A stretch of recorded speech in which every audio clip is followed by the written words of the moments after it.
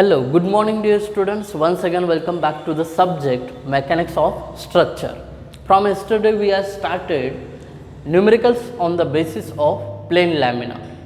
Yesterday we were gone through the numerical of rectangular section. Today we are going to see hollow circular section. So write down the first numerical. A steel pipe has a external diameter 22 mm and metal thickness 3 mm. Full stop. Calculate moment of inertia about its both the centroidal axis. अब यहाँ पे बाजू में आपको numerical दिख रहा होगा, उसको समझ लेते हैं पहले. सबसे पहले अपन क्या लिख देते हैं? Given data. चाहे कोई भी न्यूमेरिकल हो उसमें हम सबसे पहले लिख देते हैं गिवन. क्या दिया है? एक सर्कुलर पाइप है. अब सर्कुलर पाइप दिखता कैसे है? अगर आप सामने से देखोगे,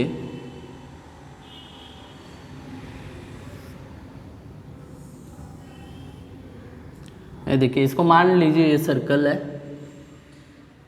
एग्जैक्ट सर्कल आया नहीं है, ठीक है. ऐसा दिखेगा, ये कुछ थिकनेस रहेगा उस मेटल का और ये बीच का पोर्शन हॉलो रहता है.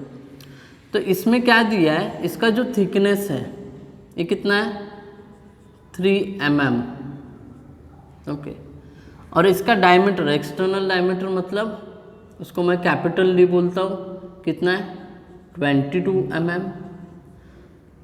थिकनेस को टी बोलता हूँ. कितना है? 3 mm. ये डाटा दिया हुआ है. अब चलते हैं, क्या फाइंड आउट करने के लिए बोला है उस पे. To find for what they are asking Ixx and Iyy. We need to calculate this moment of inertia about xx axis, moment of inertia about yy axis. So this is to find. Now let's jump to the solution. What is the formula for moment of inertia about xx for hollow circular section? Formula is like this: pi by 64 into capital D raised to 4 minus small d raised to 4.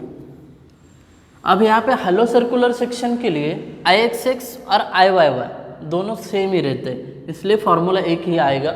तो मैं आपको क्या कर देता हूँ, ये दोनों का फॉर्मूला है, ऐसे दिखाता हूँ. Ixx is equal to Iyy, दोनों का formula pi by 64 into D raise to 4 minus D raise to 4. अब देखिए, कैपिटल डी तो हमारे पास है, but what about the small D? How we are going to calculate this D? Small D means ये अंदर का जो सर्कल है इसका डायमीटर, और जो एक्सटर्नल डायमीटर है हमें पता है. एक्सटर्नल डायमीटर मतलब ये कितना है? 22 mm. अब ये डायमीटर अंदर का कैलकुलेट करने के लिए मुझे क्या करना पड़ेगा? ये देखिए, small D is equal to इतना डिस्टेंस चाहिए. अगर पूरे डायमीटर से मैं इधर का थिकनेस और इधर का थिकनेस, दोनों साइड का थिकनेस माइनस कर देता हूँ तो मुझे क्या मिलेगा? Small D, right. ये देखिए, कैपिटल डी, ये पूरा डी, इसमें से माइनस किया इधर का थिकनेस, इसमें से माइनस किया इधर का थिकनेस, दोनों साइड का थिकनेस माइनस करूंगा तो बचेगा स्मॉल डी. ये देखिए, तो ये बनेगा d माइनस 2t. डी कितना है? 22 माइनस 2 इंटू 3, तो ये बचेगा कितना? 2 3 जा 6, 22 माइनस 6 16 mm.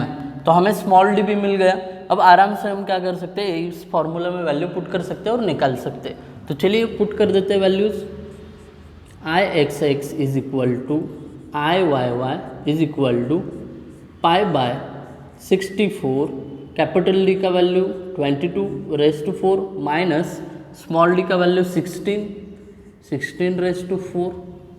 आपको वैल्यू मिलेगा Ixx Iyy के लिए. ये वैल्यू अगर आप पुट कर देते हो कैल्शियम में तो इसका आंसर आपको मिलेगा 8.28 इंटू 10⁻³ इसका यूनिट रहता है mm⁻⁴। इतना सिंपल है, इतना सिंपल है। ये आंसर आप क्या करो, कैलसी में पुट करो और अपना अपना कैलकुलेशन चेक करो कि इतना आंसर आता है या नहीं। अब नेक्स्ट न्यूमेरिकल है सेमी सर्कल के ऊपर। सेमी सर्कल मीन्स सर्कल, पूरे सर्कल का आधा part. Okay, calculate a moment of inertia about both the centroidal axis of a semi circle having diameter 190 mm। इतना सिंपल स्ट्रेट फॉरवर्ड एक numerical है जो एमसीक्यूज में पूछा जा सकता है। अगर एग्जाम ऑनलाइन हो गया तो उसमें ये पूछा जा सकता है कि सेमी सर्कल दिया हुआ है, उसका क्या करना है, आपको मोमेंट ऑफ इनर्शिया निकालना है। चलिए देख लेते हैं कैसे कैलकुलेट करना। सबसे पहले एज यूजुअल अपन लिख लेते हैं गिवन। गिवन क्या है, एक सेमी सर्कल है ऐसा जिसका डायमीटर है 190 mm। ठीक है, अब इसके यहाँ पे कहीं तो होगा इसका सेंट्रॉइड, ये x, ये x, ये y, ये y, ये दोनों एक्सिस के अबाउट मोमेंट ऑफ इनर्शिया निकालना है। गिवन क्या है, गिवन बस हमारे पास d है, डायमीटर कितना है 190 mm। अब इसका रेडियस कितना होगा, रेडियस भी मैं निकाल लेता हूँ, इधर ही अगर लगेगा तो पुट कर सकता हूँ। रेडियस होगा डायमीटर के हाफ, 190 डिवाइडेड बाई 2 मीन्स कितना हुआ 95 mm। ये हुआ गिवन। अब लिख लेते हैं टू फाइंड। क्या फाइंड आउट करने के लिए बोले, टू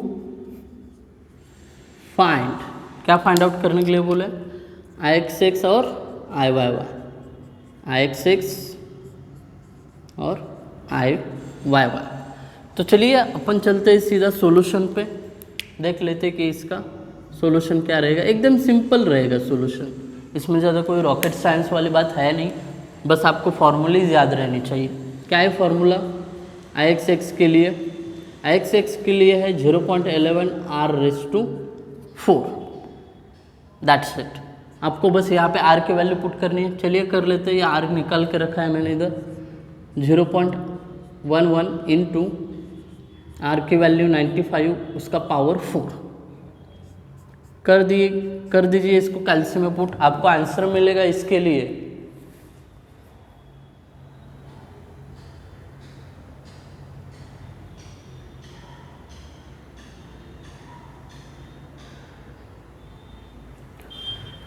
8.95 इंटू 10⁻⁶ mm⁻⁴। Ix निकाल दिए हम। अब Iyy इज इक्वल टू, इसका फॉर्मूला है π/8 इंटू r⁴। अब पुट कीजिए r का वैल्यू इसमें, π/8 इंटू r का वैल्यू कितना है 95, कर दीजिए इसका पावर 4, आपको इसके लिए वैल्यू मिलेगा Iyy का वैल्यू 31.98 इंटू 10⁻⁶।